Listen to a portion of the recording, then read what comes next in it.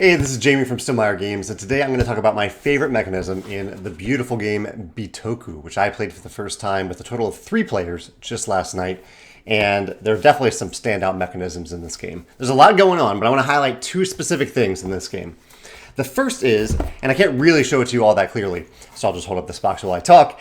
There are a couple different actions that you can take in the game, and one of them involves playing a card to gain the benefit of that card, and when you do so, you unlock a die. And on a future turn, or any turn where you have an unlocked die, instead of playing a card, you can place that die on certain action spaces on the board. I could have shown that to you, but the board is buried under a bunch of stuff in the box. It doesn't really matter specifically where you're going. There are a bunch of different places where you can put dice, and the numbers on that dice matter, and you gain some various benefits. That feels good. And the third thing you can do, and I'll explain why all this ties together. The third thing you can do is take one of those dice that you've placed and move it across the river. There's a river that divides the entire board. You can move it across the river. And when you do, you gain a benefit that is pretty much only accessible when you actually do that thing. When you move the die across the river and gain a benefit, it's usually specific to some cards that I'll talk about in a second. So there's kind of 3 steps here to get to that final benefit of gaining a card. You're playing a card to unlock a die. You're then placing a die on the board, and then you are moving that die across the river. And I found that I really, really liked the tension this provided, specifically in relation to the dice itself. Because there's this tension in the game where where you place the dice, those are limited spots. There are limited spots where you can place them. And especially in a 3-player game, like there were 2 action spots for these dice on many of the places. And so there's this tension of how quickly can I get a die there so I can get the thing I really want? And once you get a die there, the tension goes away and it's replaced by a different feeling, because once your die is there on the action spot, you know that you can use your turn to cross the river with that die before another player can get to those over the river actions, unless they also have a die on that spot.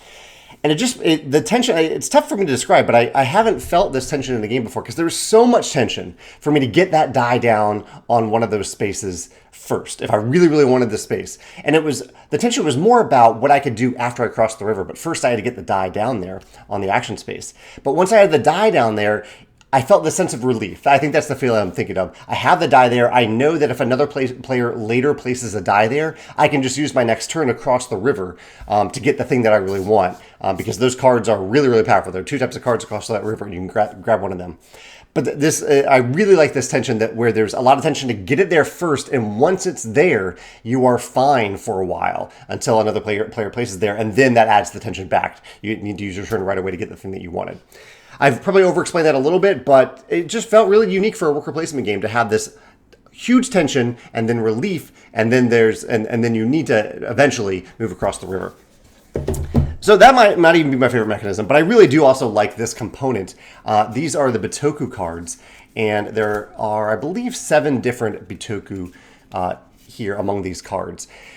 And one of the things you can do at the end of the game to get a bunch of points is to collect a set of different Bitoku cards. These are some of those cards that you're crossing the river to get that are very difficult.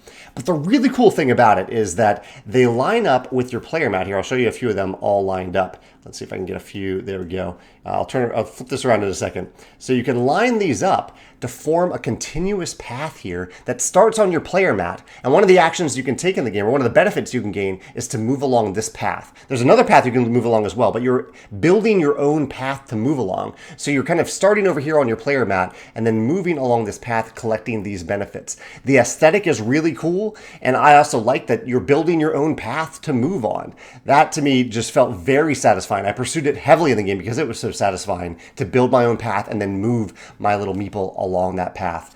I'm sure this has appeared in some other game somewhere. I've seen places where you line up cards to gain benefits and things like that. But building your own private path like this, I don't know, felt innovative and unique and special. I really loved it.